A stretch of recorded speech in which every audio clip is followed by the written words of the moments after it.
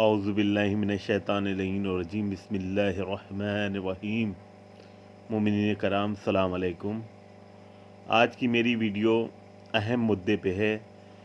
जो लड़ाई आज से हम लोग 12 साल पहले यानी 2011 से लड़ रहे थे, बल्कि 13 साल हो गए कम से कम, तो हम लोगों ने वो लड़ाई बहुत मजबूती से लड़ी और अल्लाह का शुक्र है कि उस लड़ाई में हमें कामयाबी मिली।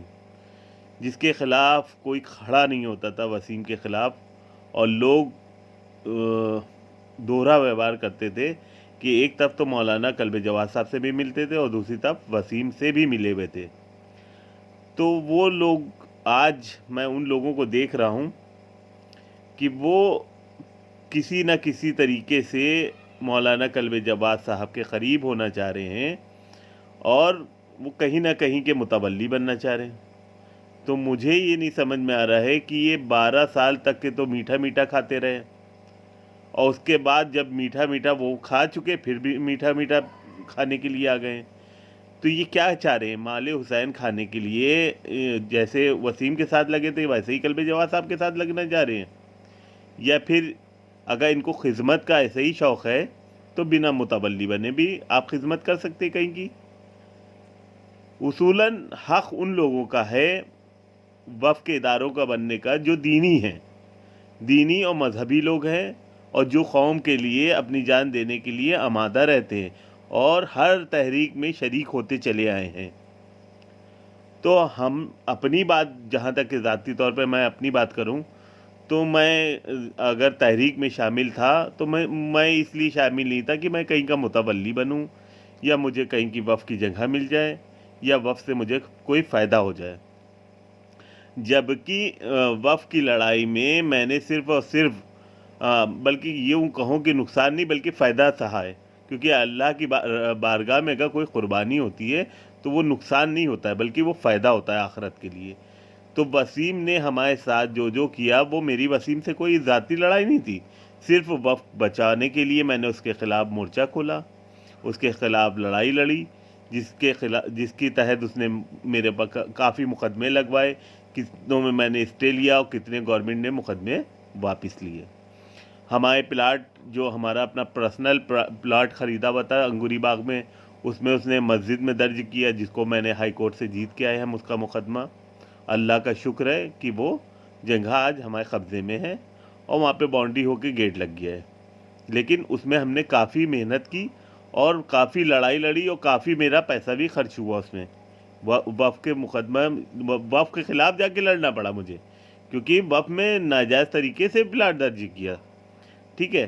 दूसरी चीज़, एक बिल्डिंग मैं बना रहा था, मेरे घर के पास बन रही थी, जो वसीम ने उस पर स्टे कराया और स्टे कराने के बाद दूसरी पार्टी से, मैं उसका नाम नहीं लेना चाहूँगा पार्टी का, उस पार्टी से भी 20 लाख रुपए खा लिए, जो मैंने मौलाना सैफ अब्बास के जो वो हैं बहनोई, उनसे एग्रीमेंट किया था।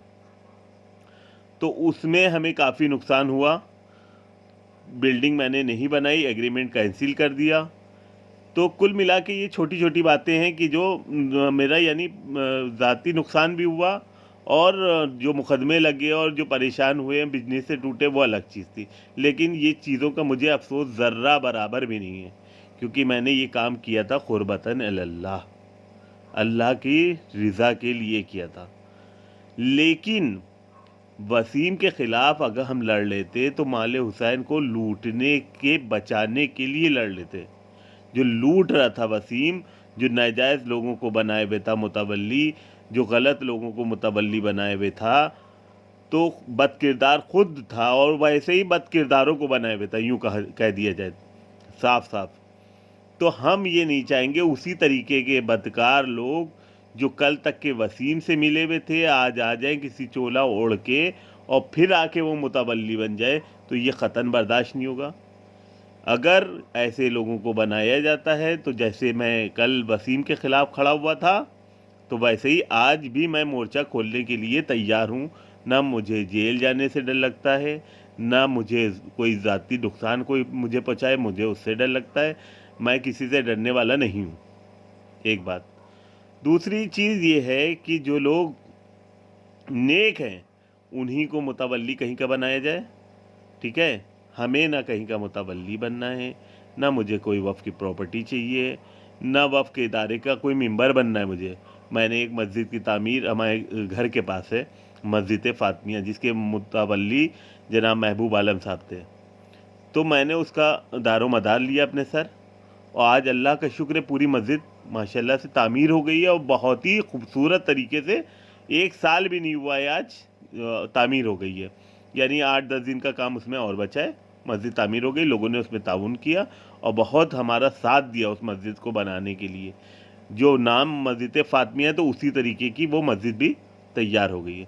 तो कहने का मतलब ये है कि अगर आप कोई खिदमत करना चाहते हैं किसी इबादतगाह की, तो ज़रूरी नहीं है कि आप मुतवल्ली बनिए, आप यूँ भी काम कर सकते हैं। लेकिन कुछ लोग सोचते हैं कि मैं खाली घूम रहा हूँ, या कोई ओहदा या मनसब पाने के लिए कहीं का मुतवल्ली बन जाओ, या रोब मेरा हो जाए तो उसके लिए मुतवल्ली बन जाऊँ। तो भाई ये रोज़े महशर आपको जवाब देना पड़ेगा। आप हश्र देख रहे हैं वसीम का, अभी भी सबक ना ले तो बेकार है भाई। उसका हश्र देखिए कि अल्लाह ने ना उसको जेल भेजा, ना ही उसको कोई ज़ोर ऐसी बीमारी हुई, ना उसको कोई ऐसी सज़ा मिली जिससे उसको असर लगता, लेकिन उसके बावजूद भी ऐसी सज़ा अल्लाह ने दे दी कि लोग सूरे फातिहा भी नहीं पढ़ सकते उसकी। भाई सबसे अहम चीज़ होती है कि मरने के बाद उसकी सूरे फातिहा करे। दुनिया में उसने बुराइयां की हों, कुछ भी किया हो, लेकिन आखिरत में जब मर जाता है तो लोग कहते हैं कि यार मर गया, अब तो बेचारा था और उसने हो सकता हो गलती कर दी हो, तो सूरे फातिहा पढ़ दी जाए, लेकिन उसकी तो सूरे फातिहा भी नहीं हो सकती अब। तो लोगों को मतलब कि नसीहत लेना चाहिए ऐसी चीज़ों से, कि देखने के बावजूद और उसके बाद भी ये काम करें कि फिर भी वही जो वसीम वाले काम थे वो खुद करने लग जाएं। कि कहीं के मनसब, अब शहजादी के रोज़े के मुतवल्ली बन जाए कोई, और वहाँ काम भाई अपना रोब दिखाने के लिए बन गए, भाई मुतवल्ली मैं बन गया वहाँ का, फातिमा का मान ली मुतवल्ली बन गया मैं, और वहाँ क्या हो रहा है, काम क्या हो रहा है मुझे पता ही नहीं है। भाई काम कैसा हो रहा है, खाली मेरा नाम के आगे लग गया है कि मेरे अंजुमन के नाम ये इबादतगाह है, या मेरी पर्सनल नाम पे ये मैं मुतवल्ली बनाऊँ। तो इसका मतलब ये थोड़ी ना हो गया कि आप जो है वो इबादतगाह के जो है खादिम हो गए। खादिम वो होता है कि जो इबादतगाह में अगर कोई काम हो रहा है तो वो खुद भी जाके देखे कि काम सही हो रहा है या गलत हो रहा है, क्योंकि उसकी ज़िम्मेदारी होती है। तो कुल मिला के ये है कि आप जहाँ भी कोई गलत काम हो रहा है, आवाम से मैं कहूँगा कि कुछ लोग इतने टाइम मैं देख रहा हूँ, अब क्या कहूँ, हंसी की बात है कि जो तहरीक में शामिल भी न थे, कभी देखा भी नहीं था उनको, अब भाई वो हार फूल पहनाए जा रहे हैं, उनको सम्मानित किया जा रहा है। और कैसे कैसे लोग हैं, मेरी तो पल्ले नहीं लग रही ये बात कि कैसे कैसे लोगों को सम्मानित किया जा रहा है।